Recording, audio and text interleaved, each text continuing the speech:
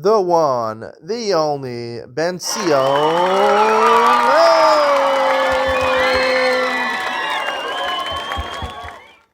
Good morning and welcome to Yeshiva YouTube. Iyun with Benzion. Today we're doing Benzion Gittin, Daf Yud number 10. I want to talk about the very end of today's Daf, where the Gemara, the Mishnah makes a distinction. The Mishnah says on Yudam and Beis that all sharos that are written in by non-Jewish courts, let's say in America, a state court, Supreme Court, it's reliable, even though people that signed it and wrote it are non-Jewish.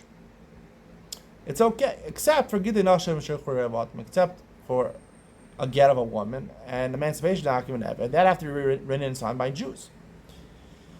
So the Gemara says that all sharos includes everything, even a shtar matana, right?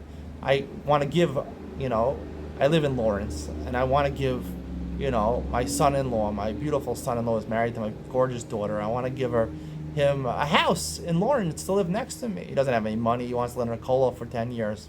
I'll give him a house. I'll be nice. I have, millions and millions of dollars in the bank. I'll gift him a nice $2 million luxurious house. I can sit in a colo for the next 10 years to my beautiful daughter. Right? So he goes to the court. He's not going to a base. He's going to a non-Jewish court. So it's implied for a Mishnah. It's valid binding even halakhically. Even according to Jewish law, it's binding. That makes sense by a shtar mechar when I sell a property. Because when you sell a property, the money conducts the transaction. When I give the money to the person to buy it, the shtar is just proof. And we can trust non-Jews because they're not going to ruin their reputation for proof. But when the shtar actually conducts the transaction, one of the ways of being konek karka in Mesachas Kedushin is through a shtar. Just like a shtar for Kedushin, a shtar Gittin affects the Gittin or affects the Kedushin. Here also by shtar matan, it's what basically transfers the ownership of this property from me to the other person. So how could you do that? Chas v'amah, the Gemara says, if it's signed by non-Jewish people don't have the koach to be Eidim.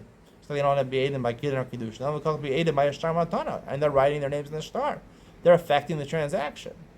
So the Gemara has two answers. The Gemara says, Amr Shmuel, Dina Mechusad Dina. We didn't know this already. Laws of a non-Jewish kingdom apply halakhically Jewish if it's monetary law. When it comes to monetary law, it applies. That's Isser V'Heter, that she's muteris to everybody, and get Shkrodim, that he's freed.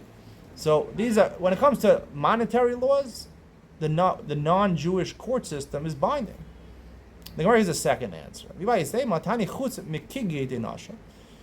the second answer, basically, Shtari Matana are not kosher, right, by non-Jewish court. Like we said, the reason, because it's a transaction the court is doing, and non-Jewish witnesses are not good at affecting a transaction. Anything which is light Gittim and Shechrodim, which affects the transaction, including Shtar Matana, would not be affected. Now, what happened to Dina Malchusadina? It says all over the place in the Gemara, Dina Malchusadina. We paskin like Shmuel, but Dina Mumminus, Dina Malchusadina. Whatever's binding in non-Jewish court is binding. So what is the second answer? The second answer is usually the correct answer. What is it? Why doesn't it hold the Dina Malchusadina? So, if you look in footnote over here, number 20 on 10b3, it says, even according to the Gemara's second answer, it is an accepted principle of Dina Malchusadina. The law of government is binding, according to Jewish law. The only difference between the two answers is that according to the Gemara's second answer, the Mishnah refers to cases in which the courts are not designated by the government, and therefore the aforementioned principle does not apply. It's just a puppet court system. It's not approved by the government. I don't know why you'd go to a court like that, but that's what this is Rashi's. This is the Ramban and the Rosh says something similar to this, and this is what the Art Scroll gives you as its main interpretation over here. Yes, everyone holds a Dina Malchusadina. Even the second answer, you just happen to go. Well, the Gemara is answering if you happen to go to a court that wasn't approved by the government. I don't know why anyone would go to a court like that. It's not approved by the government. It's not approved by Jewish law. Not approved by the government. Why would you go to a court like that? What legal status does it have? I prefer to say that everyone holds is a principle throughout Shas, Dina Malchusadina. Even the second answer holds of that. The question is, how do you interpret Dina Malchusadina? The laws of a non-Jewish country, the court system is reliable according to Jewish law. Does that mean that everything they do is binding monetarily? Or does it simply mean that you're supposed to follow the laws? It's like you have to by Dinei Mamnis, there's two things, right? If I do something, I mazik someone, I cause damage to someone, I have to pay for the person. There's also an isser to steal from somebody. It's usher to cause someone damage. So you can't cause someone damage. You can't steal from somebody. That's an isser in the Torah. If you do steal from somebody, you have to return it. You might have to pay kefel. If you're mazik someone, you have to pay some of the hezek, the whole damage.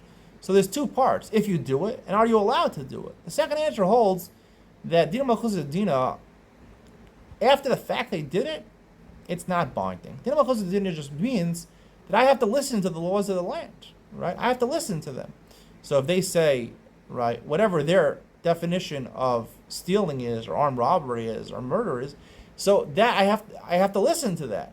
It's binding, even though according to Jewish law, maybe it's forbidden. It's not a problem.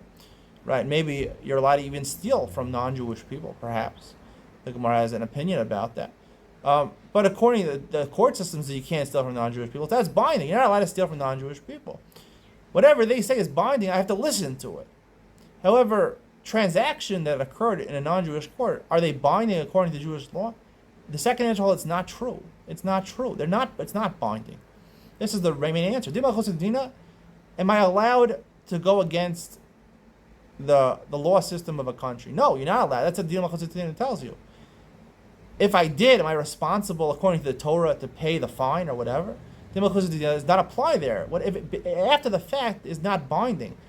Yes, if you want to be a smart person, they're going to have the court, the state, the government will come after you if you don't pay your taxes, if you don't pay a fine, if you don't pay a parking ticket, they'll come after you. But according to Jewish law, you don't have to pay that. All right. You're not allowed to double park, but if you get a parking ticket, technically according to Jewish law, you don't have to pay it. If you're smart, you'll pay it based on civil law, based on the country's law. But according to Jewish law, it's not binding. It's not binding. But the Isser V'Heter, that is binding, that I have to make sure not to violate it. If I do, the penalty, or in this case, the transaction, the Shtar Matana, is not effective. It's Chas B'Olam, it's not effective because it's not binding the transaction. That's what I have to say over here. And I believe that is the correct interpretation of the Malchus Dina, which limits it a little bit. I hope you enjoyed today's share. See you in the next one.